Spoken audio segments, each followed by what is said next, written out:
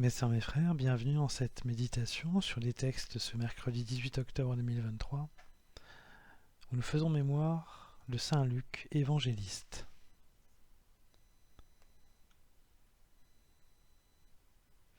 Qu'est-ce qu'un envoyé de Dieu ? Un envoyé de Dieu est un disciple choisi par Jésus-Christ qui ne part qu'avec la bénédiction de Dieu et la mission de lui rendre gloire. Il ne part avec rien d'autre, comme nous le dit l'évangile de Luc. L'évangéliste Luc, dont nous faisons mémoire aujourd'hui, a montré sa sensibilité sur l'importance de Jésus guérisseur, lui qui était un ancien médecin, converti par la prédication des apôtres et notamment de Paul, qu'il va suivre dans ses voyages.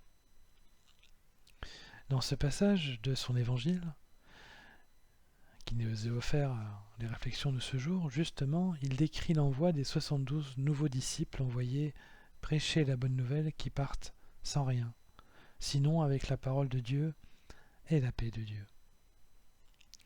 Suivre le Christ et proclamer l'Évangile nécessite la simplicité et la pauvreté, pour que la vérité soit présentée dans toute sa puissance et sa nudité, et qu'elle soit incarnée dans l'humilité et l'amour du service.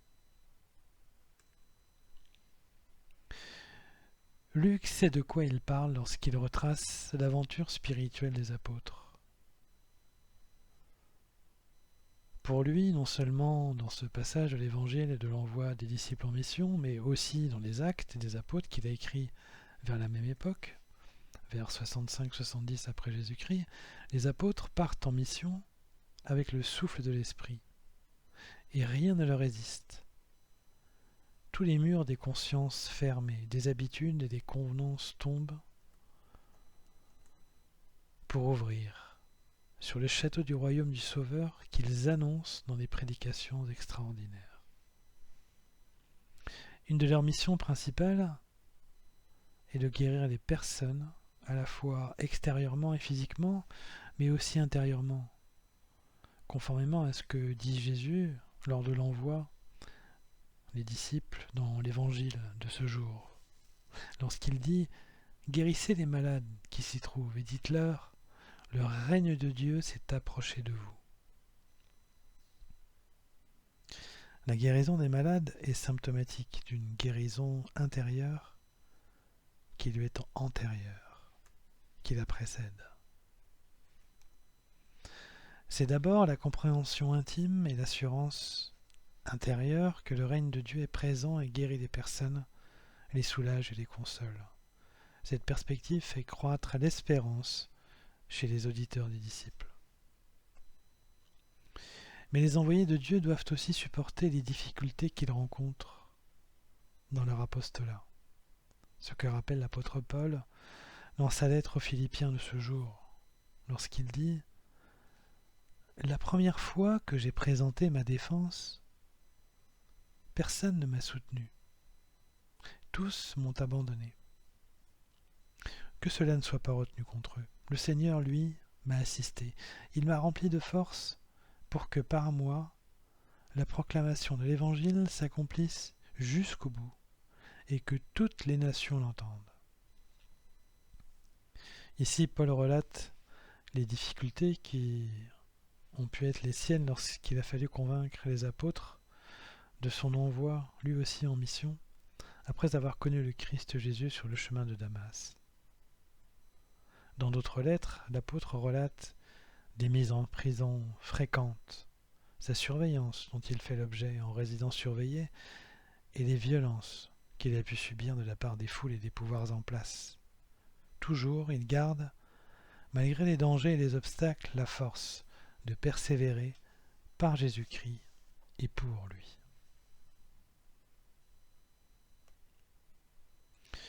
Puissions-nous, mes sœurs, mes frères, dans notre envoi en mission par Jésus-Christ, nous qui sommes ses disciples et les témoins de sa parole, rester fidèles à son sacrifice et au don qu'il a fait de lui-même sur la croix. Que nous emmenions peu de choses avec nous, seulement le zèle et le courage de la proclamation du royaume qui commence déjà maintenant, et dont il faut poursuivre la construction. Avec la force et la prière à l'Esprit Saint de notre Dieu, guérissons tous ceux qui ne connaissent pas la bonne nouvelle qui libère les hommes et les femmes de leurs angoisses, de leurs doutes, de leurs souffrances intérieures. Que tout cela soit fait avec amour et humilité pour laisser Jésus agir par nos mains.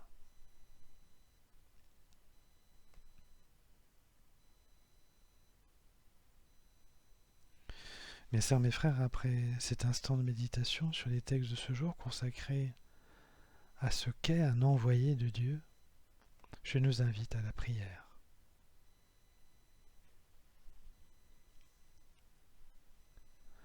Ô Esprit Saint, toi le consolateur, toi le libérateur, toi notre compagnon, éclaire-nous par ta puissance sur notre mission d'envoyer. Arme-nous de zèle et de discernement pour aider les personnes à lutter contre les forces du mal et contre leur désespoir. Relève-les par notre parole et par nos mains.